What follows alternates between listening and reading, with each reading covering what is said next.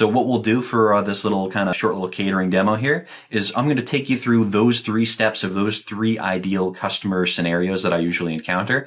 First, I'm going to show you how do we do standard, just self-serve catering ordering. If I'm a guest, how am I going onto that site and placing that order?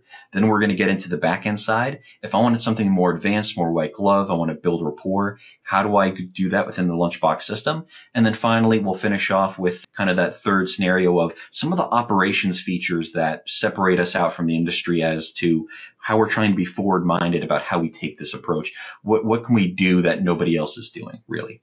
But for our example here, we're going to look at California Chicken Cafe, which is a great Lunchbox brand. And the first place I always like to start is how do we actually navigate to the Lunchbox experience? For California Chicken Cafe, it's very easy. I'm just hitting the Order Now button from their landing page, which takes us to the Lunchbox site, where we make sure we carry over all the branding, logos, color schemes, fonts. We can do location images, tons of bells and whistles that we can do. But one of the things I like to point out is that you don't necessarily have to have your experience done in this way. And what I mean is that there's tons of systems that will take an order approach in the first steps in this manner where you're basically choosing the location. But for a lot of those catering organizations that I talk to, some of them want to do something a little bit more along the lines of commissary catering. Hey, yes, I have my standard ordering. Yes, I have a location picker. But when it comes to catering, I have a catering hub that I want to take all those orders through. And then I want to triage the orders from there based upon traffic, based upon the needs, of those particular locations. So just know that that is a capability with Lunchbox. We actually don't have to go through this location picker page. We can go straight into the menu of a catering hub, take those orders, and then once they're on the back end, we can triage them from there. So just keep in mind that that's some capabilities which you can do. But I have my service types on the top right. Also know that you can actually have as many service types as you'd like. They can each have their own menus, logos, color schemes, fonts. They can each have their own, specific pieces around them of what you can do with the service type. So that way, order prep time, lead time, it's all going to be in there. So if you wanted to have, say, like a weddings service type or an event service type with a different menu and different experience, you certainly can. But I'm going to hit my location here. This is going to pull in my menu. Menus are typically built inside the POS, and then we pull them in real time. So that way, if you want to make a change, just make a change on the POS. But just also know that we do have the ability to build it on the Lunchbox side, especially for those of you using those older systems. That was typically the standard of, like, there was no POS integrations back then, and some people have become attuned to that kind of operations process. So we can maintain that if at all needed, but typically we like to be on the more cutting edge. So your operators are familiar with your POS. That's what they like to use. They can continue to use that so that we can avoid any kind of double work there. But we'll add on our package here. We have tons of complexity when it comes to the menu that we can support. So we can do minimums, maximums, required, optional. The system has a little auto-scrolling feature that it takes me through, so that way I don't have to do a lot of scrolling. Scroll fatigue is one of those things that we're really mindful of. Same thing of just clicks, page loads. The whole goal of this self-serve model is so that way it's as quick and efficient as humanly possible to get that first-time customer who's never placed a catering order with you before to get to that checkout experience. And I know, Angelo, we kind of covered it in the beginning, but one of the things I'd always like to point out here is that, see that bar at the top in the green there, the Tomorrow at? That's one of the things that I always like to work with my clients on. It's a great way to run some more mini-based LTOs, or for instance, like one of the things I'm running with a client right now is they're actually trying to encourage those office catering orders for those holiday parties at pre-order. So if you're actually ordering on a certain day, in this client's case, it's going to be in December on Fridays. But if you're doing that, we'll actually have a menu for that day. So it'll actually have that free item in there. So if they have their catering minimum set up, they have a $0 tray of cookies to drive those pre-orders.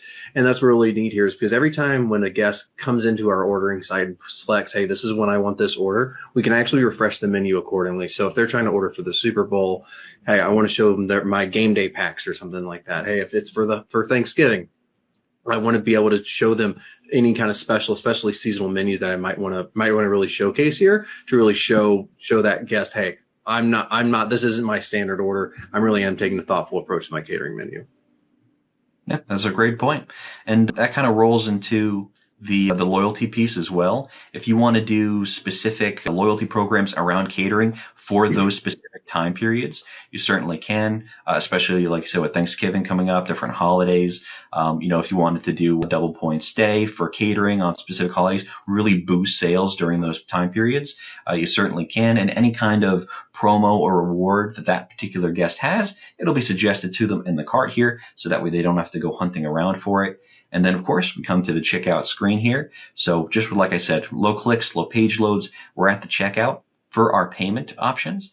Apple Pay, Google Pay. We can do house accounts, tax exempt status.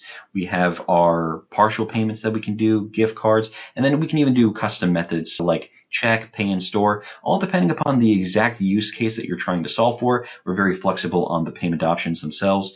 And there's a lot of different, options out there for catering ordering that usually they'll say, hey, you have to use our credit card processing. Just know with Lunchbox that we are agnostic. You can use your best rate with WorldPay, Finix, Fiserv. We work with all the big names, so that way you have a lot of flexibility to get the best possible price instead of being shoehorned into a specific, credit card processing scenario. But that's all for the front end side here. Any questions on those, just feel free, like we said, throw them in the chat. But otherwise, we'll move a little bit more to the back end side here. And for that, I'm going to go into my backend. And firstly, when it comes to what you can see in this backend, just know that I'm at the highest level, so I get to see everything. So I get to see all my great analytics and reports, my operations functions, the ability to change the design of the web and the app, so that way you can do it on the fly. You actually don't have to wait for Lunchbox to make any changes. You can go in and make those on your own. But depending upon the permissions, if I just want to give an operator access to the command center, which is the ordering module here, I certainly can, or maybe just the ordering screen, anything that they need as an essential function to their job that maybe I can take out some unnecessary information for them and make it a lot simpler.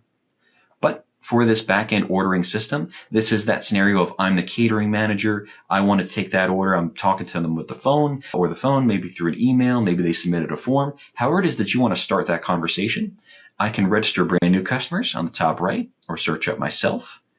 I can pull up all their details. What's that tax exempt status? What's the ID, the expiration? We can upload their certificate on file for easy validation. Everything's in one place, makes it super easy. We'll also have the order history of that customer. So that way, anything that they've placed in the past that I want to copy, like that a constantly recurring order, it's easy to do. As well as we'll have orders in there that are currently in progress or in flux. So that way, if you have that scenario of, I'm placing my order, but, some people aren't going to show up, or maybe it's the opposite. Hey, I'm really popular, which everyone on this call knows is super true. So I'm going to get an extra 50 people coming to my birthday party. I need to adjust my order to see that reflected. For Lunchbox, we can edit the location an order is going to, the products on the order, the charges on the order, all up until the point before we send it to the POS. When we send it to the POS, you can actually choose when that happens as well. Day of, a couple hours before, it can dynamically change. So you have a lot of flexibility on those little operations features as to exactly for your operators, when are we receiving the order and how are we going to be making those edits if they need to be done. Absolutely. And I'm going to chime in here. I think one of the things I think that's glossed over, especially in catering operations, is that the ability to transfer locations. Now, Angelo covered it earlier about, being able to transfer an order to a commissary, fire that into the commissary POS. So, that much bigger capacity kitchen can handle this catering order. But because we have the ability to hold that order within Lunchbox, so it can be edited, it can be moved around and not be kind of finalized by sending it over to the POS, it does enable those types of things where, as a catering manager, hey, I know this maybe a pipe burst at this location. All of a sudden, they can't cover this $600 catering order. I need to get handled. I can easily swip that over to another location. Or if you have franchise groups, maybe they want to have a certain number of locations, depending on how close they are together, that those are their catering focused ones, or offer that offering, while their quote unquote satellite sites or something like that might be the pickup address, but not the actual place that's making the food. So we have a lot of flexibility in there. And I think one of the things that we've done a really good job with is making that process very, very easy for a catering manager or a location manager to really just manage in a way that's intuitive and not something that they have to jump through a bunch of hoops to achieve. Absolutely. Yeah, and that really loops into this back-end piece that when you're doing those functions, these back-end functions just know that those things are a lot more advanced than what the guest can typically see. I mean, you can choose to make it one-to-one of what the guest menu sees is the same thing you see back here. But what we find with a lot of different customers is, maybe those weddings and events, I don't want the guest to see that. It's too complex. There's too many moving pieces. Let's just have them have a simplified catering menu. But then if they do want to have those things, I still want to take that order, I'm going to have that on the back end here. So I can actually have more service types in my back end here. I can have more menus. I can have the ability to override lead times. Hey, my lead time is, 24 hours, 48 hours. Angelo calls in. He's a longtime customer. I know as the catering manager for this location, I can field that order. A lot of systems will just gatekeep you out. You can do it, but if you have a lead time setting, you have to go in, drop the lead time, take the order, and then make sure you put it back up and hope nobody else orders during that time period. With us, so long as you have the correct permissions, you can go in and the system will always let you place the order that you need to place without putting those limiters on you. So I have all my order details in here in the back end. I can choose my location. Closest location will be on top. And then I have my menu or menus. You can have multiples where I would just go through, choose my products, build them out, add them onto the cart. Super simple and easy. And we have all the right details that you would need. Sometimes you get order notes, sometimes you get product notes, and are they internal, are they external? A lot of systems don't make that specification. We can do customer internal notes. We can do notes for the specific product that would be shown to the guest. We can do both internal and external order notes. There's tons of different places where you can fill in information. So that way, any specific instructions that need to be sent down the line can always be input and retained and recalled for later dates. But once I have the order built out, I can take checkout through this platform, just like I could on the front end. All the same payment methods apply. But instead of that, I also can save this order as a quote, send it to the guest. And the two systems that we're talking about here, the self-serve model and the back-end model, they do communicate. They're not siloed. So when I build out a quote for somebody on the back end and I send it to the guest, they're going to see that on the front end, all built out for them. They'll have their guest information on there, their product information. All they need to choose is how they want to pay and how they want to check out. And any modifications they make, they can just do on their own. They don't need approval, although that is something you can require if you like. But it also works in the other way. Let's say that maybe I'm building out my own catering order, but I'm not seeing the products that I need. I'm having trouble. There's something that's not right. I can reach out to the restaurant and then they can help me pull up my order that I've already worked on and then just make whatever tweaks that are needed. So they do work back and forth, which is pretty cool. But it does apply, so that way we've placed our order on the front end, we placed our order on the back end. Now, how do we prep for that order? If I'm an operator and I want to get into the business, yeah, sure, we send the order to the POS, but it's usually at the last hour. You don't want to wait that long. You want to get some visibility. You can come onto our platform here. And we have this little catering calendar, as we call it, which is pretty cool. You can filter depending upon the status of the order, the location, the customers. So like, for instance, here I can see that I have a quote that's over here. It can even work in a sales capacity. Hey, I have this customer, we got a decent sized order here that date's coming up. Let's give them a call and see if we can close that sale, see if they need anything. Works in that capacity. But from this area too, I can do those edits, those transfers. I can fire the order early to the POS if I want to. So that way, from this one hub, I can do everything. I don't have to worry about going into a bunch of different screens and where that process is. It's all done from this catering calendar here. And on top of the calendar, we do integrate with both Google Calendar and Outlook. So that way, instead of once again having to come to a different backend that your operators may not be familiar with, especially if you have a lot of franchisees, nobody wants to learn something new. So it can be very easy to just say, hey, all the events get sent to your operators' devices, and they can just look at the reminders and the notifications there. And in addition to that, Lunchbox does send out both email and SMS notifications that have a customizable payload. So when the information gets sent, you can choose what exactly they're being told. And you can also choose how it's being sent. Instead of every order that comes through, is it, hey, it's a really large order, or maybe there's particular packages that are hard to put together, or it's Thanksgiving, there's going to be dense order traffic. Whatever the case may be, you can make sure you're really specifying, who's getting what notification for what reason. I think another call out there, especially when it comes to notification, is I have clients that all have those special menu items that take a little longer than everything else, right? It's a little easier to put together a salad than it is as one client said, 100 hand-breaded chicken tenders versus a couple large salads. And I think that's one of the really cool things too, is we can set up those notifications. So if if those special items on our menu come through, we can alert the team appropriately. And what the nice thing here is too is we can actually set the prep time and lead times according to that item. So if I'm getting some easy to make salads that are 90% of the order, but then I get a piece of those hand breaded chicken tenders, example I'm using, that's a way that we can actually dictate the prep time. We can dictate that the time communicated to the guest to make sure that operational we can handle it, no problem. Yep, absolutely. And once that order is actually sent out, we can also automate production sheets and pack lists, depending upon verbiage. Everyone calls them something a little bit different. But essentially, this is a customizable logic in Lunchbox that the restaurant dictates to us, hey, when somebody orders one package, what food ingredients get built out of that? How many 10-inch boxes do I need? How many utensils? How many napkins? We even have some customers that do full, catering staff setups where they got DJ equipment and they'll have the equipment have its own category and broken down on the sheet here too.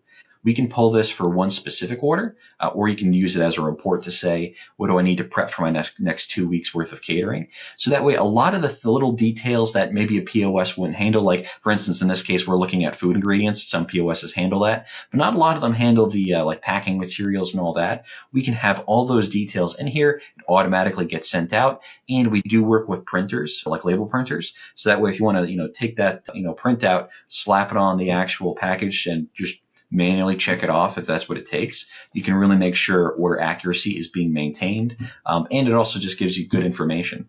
Like if you want to total up, if you want to have all the weight metrics inside there, you certainly can. It just really depends upon what the exact use case of that is. But that being said, we've taken the order, we've prepared for the order. Now, how do we deliver that order? We do have really cool dynamic delivery settings. And Bryce, I know that you deal with this a lot, in terms of, the customers and what their specific rules are, how they want to charge, different kinds of fees. Is there anything that you want to mention on this while we're on it? Yeah, no, absolutely. I will say I love this delivery map, especially when it comes to franchisees who might, hey, the store owner is the store manager, and hey, within a mile or two, they have no problem delivering it themselves, right? They can ensure that really good service if they want to take that step. On the other hand, hey, it's over 5 miles, it's over 10 miles, 15 miles. That's a delivery service. We're going to third party, and that's something that we can kind of kick out if we need to. But one of the nice things is we have so much flexibility in here to make sure that the experience is meeting the guest expectations and also following the brand guidelines here. Yeah, absolutely.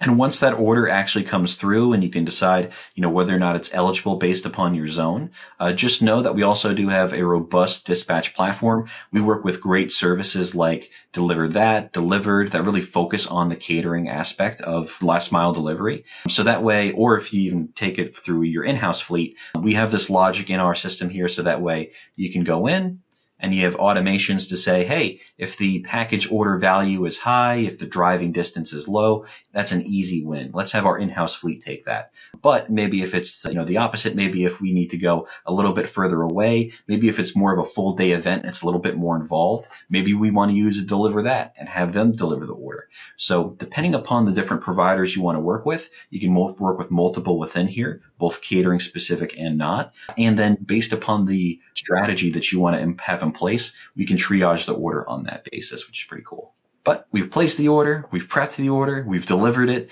Now the biggest question, of course, is going to be, how do we make sure that customer is going to come back? How do we ensure that maybe we send out something like a survey to make sure that maybe if it was a full day event, what kind of experience did they have? How can we improve our experience? How can we improve our operations based upon that feedback? So, Bryce, why don't you tell us a little bit about the marketing CRM and kind of what is the nut and bolts of how we're actually helping our customers? Man, it's my time to shine. Okay, cool. So as if you've ever worked with me before, I love the marketing side of things. I think it's one of the most powerful, most impactful things you can do to grow your business. And you don't have to be some sort of marketing savant to make bottom line impact here. And I think one of the really cool things about this, we do have over 60 different data points feeding in from the platform, whether it's our regular ordering channels or our catering ordering channels. And what's really neat here, this includes things like birthday months, for instance. So like maybe I know one of the things that I'm working with some clients on is focusing around the birthday month, giving that guest a whole 30 days to use their birthday reward. And that also means that we have more opportunities to market to them and to tell them to come order from us, come visit us, right? And what's really neat is, again, all these data points are ready to go, loaded into the Lunchbox and ready for you to market upon.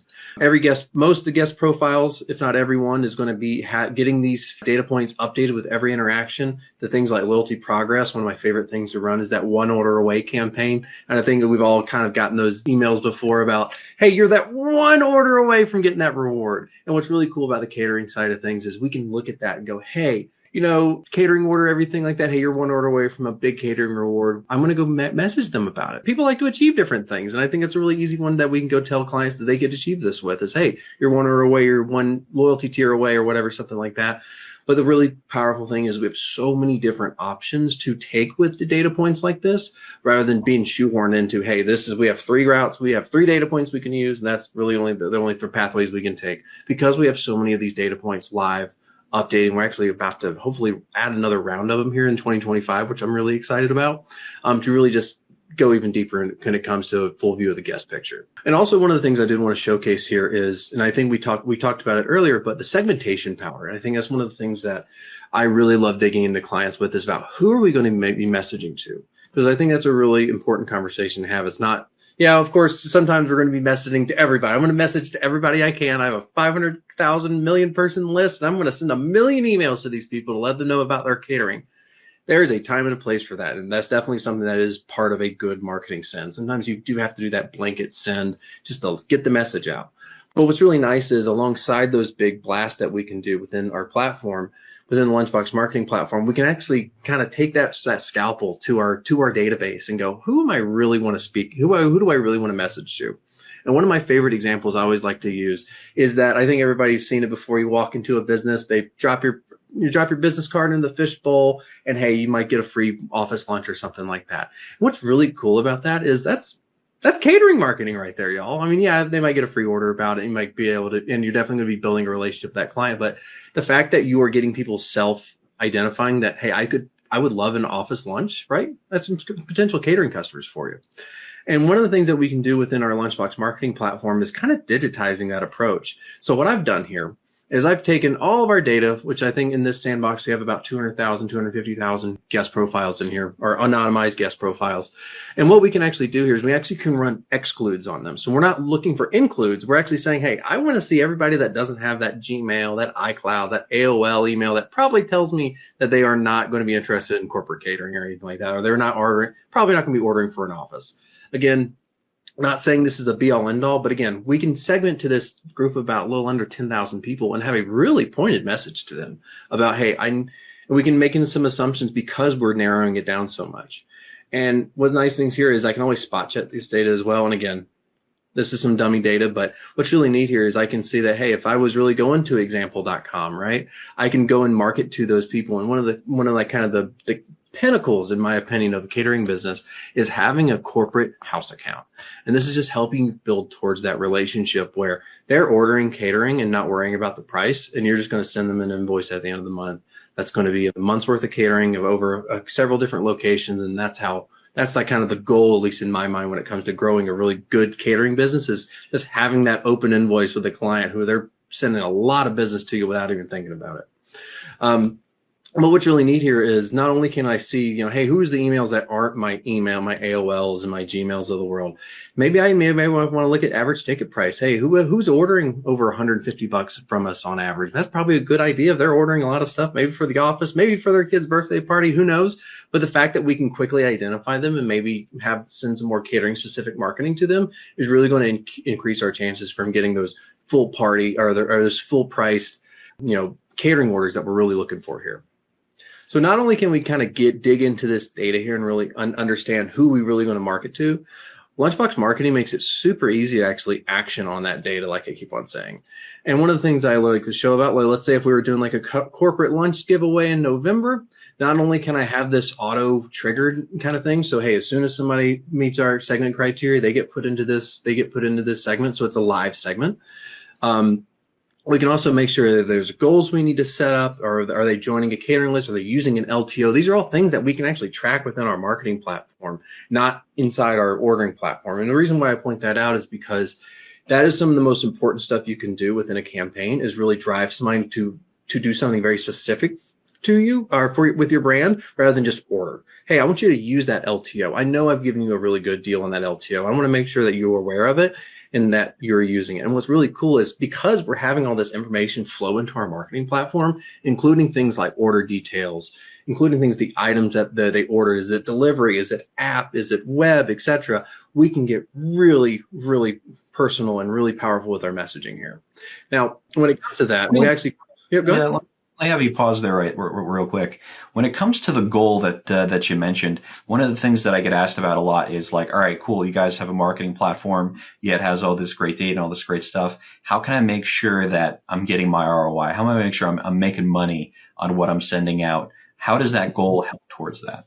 No, that's a great question, Angela. And I think it really depends on the client, because I think one of the conversations I love to have with the client is I want to make sure I'm lining up with their internal KPIs. Because we have so much flexibility within our marketing and our catering platform, we can really align with the company and how they view their business, we view their business. And especially on the marketing side, that's extremely important, because I want to make sure that if maybe their goal isn't just driving an order, maybe it's a specific LTO usage, maybe it's a specific location ordered from or something like that.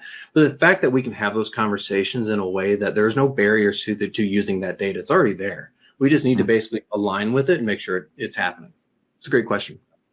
Yeah, it's one of those things that comes up all the time of like, okay, yeah, it's the classic conversation between somebody in marketing and their boss, right? It's like, oh, well, we sent out this amount of marketing correspondence and we know we got this amount of revenue on that day. And then the boss is always going to ask, well, okay, well, can you prove to me that what you sent out had in any way impacted what those numbers on that day reflected? Or maybe it's a coincidence, if those numbers aren't that much different from last year, how can you tell me that that's a result of your marketing efforts? And I think that goal and that conversion rate that we can give is a real big factor to help that conversation. So that way it's very informed and it's not just, okay, maybe at some point somebody placed an order. It's very tied to, hey, you set this very specific condition for success. And then that way the customer hit it and you know that revenue is tied to that correspondence. No, that's a great call out, Angela. And I think one of the more common conversations I have, especially with new clients coming over from like a MailChimp kind of approach, or they're using the MailChimp platform, which is super powerful for email. But when customers or clients can see that, oh, wait, I don't have to do it that way. I can really dive into it. I can really make it my own. And especially from a marketing person, marketing does have that art side of it, right? It's not so, it's not very objective sometimes as much as we want it to. And being able to really tease out the data, understand who we're marketing to, do A/B testing, split based on their last location visit, and do all those really cool things that marketers always dreamed of. It's all at the tip of their fingers with Lunchbox marketing, and it makes it so impactful if we want to spend the time there. Awesome. And I was going to say, let me wrap up here with this campaign, and this is a really neat one I've created, but what we can do here is this is really easy, right? Hey, if they're in your corporate catering emails, we're going to wait a day. We're going to send you an email within a very particular time frame to make sure, hey, maybe when they're thinking about food, that's when they are seeing our email. We're waiting a couple more days. And one of the really cool things is I mentioned this earlier about multi-channel marketing. And what I mean by that is sometimes people don't check their email. I'm sure there's some people in here that say, yeah, I check my email. I don't check it every day, right? Or hey, I don't have push notifications turned on for many apps. But I do, maybe I do respond to SMSs and stuff like that. The fact that we can really help right size the marketing approach here based on guest data and guest ROI data, or in the ROI marketing data, we can make sure that, hey, if we need to hit certain guests with an SMS to make sure they convert at the highest possible rate, we can do that. We can also make sure that, hey, email is a little cheaper for a certain segment of guests. We're going to just take a lower cost approach there. Or even the best one is free, which is going to be our push notification. Hey, I have a decent chunk of my guests that have push notifications enabled. I can send a push direct really from our marketing platform as well.